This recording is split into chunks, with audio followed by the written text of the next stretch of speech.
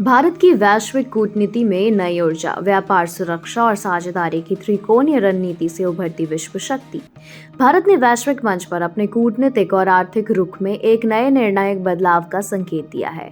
ऊर्जा सुरक्षा से लेकर मुक्त व्यापार वार्ताओं और रक्षा सशक्ति तक देश ने अब एक ऐसी बहुआयामी रणनीति अपनाई है जो उसे क्षेत्रीय सीमाओं से अलग ले जाकर वैश्विक शक्ति के रूप में स्थापित करने की दिशा में बढ़ा रही है। भारत ने हाल ही में अपनी ऊर्जा नीति में उल्लेखनीय परिवर्तन किया। अमेरिका से कच्चे तेल के आयात में रिकॉर्ड वृद्धि दर्ज की गई है, जिससे भारत ने न केवल ऊर्जा स्रोतों का विविधीकरण किया है, बल्कि पश्चिमी देशों के साथ ऊर्जा सहयोग का एक नया अध्याय भी शुरू किया है। विशेषज्ञों के अनुसार यह कदम भारत की दीर्घकालिक ऊर्जा सुरक्षा के लिए बेहद महत्वपूर्ण है। अब तक भारत की ऊर्जा आपूर्ति मुख्य रूप से रूस और मध्य पूर्व पर निर्भर थी, लेकिन बदलते वैश्विक परिदृश्य और तेल बाजार की अस्थिरता को देखते हुए नई दिल्ली ने वैकल्पिक आपूर्तिकर्ताओं की ओर रुख किया है। यह बदलाव भारत को वैश्विक ऊर्जा नेटवर्क में एक अधिक स्वतंत्र और संतुलित खिलाड़ी बनाता है। भारत और यूरोपीय संघ के बीच चल रही मुक्त व्यापार वार्ताओं ने एक निर्णायक मोड़ ले लिया है।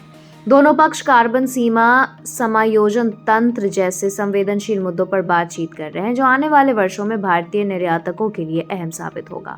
यदि यह समझौता सफल होता है तो भारत को न केवल यूरोपीय बाजारों तक बेहतर पहुंच मिलेगी, बल्कि हरित ऊर्जा आधारित उद्योगों को भी बढ़ावा मिलेगा। इसके साथ ही भारत की मेक इन इंडिया नीति को अंतर्राष्ट्रीय स्तर पर अधिक प्रतिस्पर्धी बनाने की दिशा में यह वार्ता एक बड़ी उपलब्धि मानी जा रही है।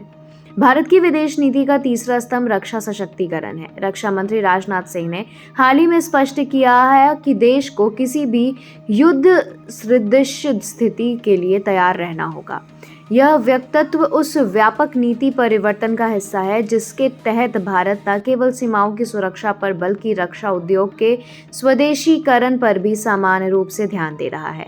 ऑपरेशन सिंदूर जैसी हालिया घटनाएं इस दिशा में भारत की रणनीतिक सोच को स्पष्ट करती है, जहां वास्तविक युद्ध की तैयारी से अधिक आत्मनिर्भरता और घरेलू नवाचार पर जोर दिया जा रहा है।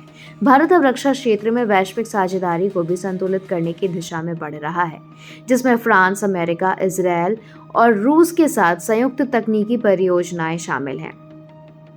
भारत ने हाल ही में बेलारूस, वियतनाम और कई अफ्रीकी देशों के साथ औद्योगिक और तकनीकी सहयोग को बढ़ाने के लिए समझौते किए हैं। इन साझेदारियों से भारत की बहुसाझेदारी नीति को नई गति मिली है। अब भारत केवल पारंपरिक पश्चिमी शक्तियों पर निर्भर नहीं है, बल्कि नए उभरते देशों के साथ भी गहरे आर्थिक संबंध स्थापित कर रहा है।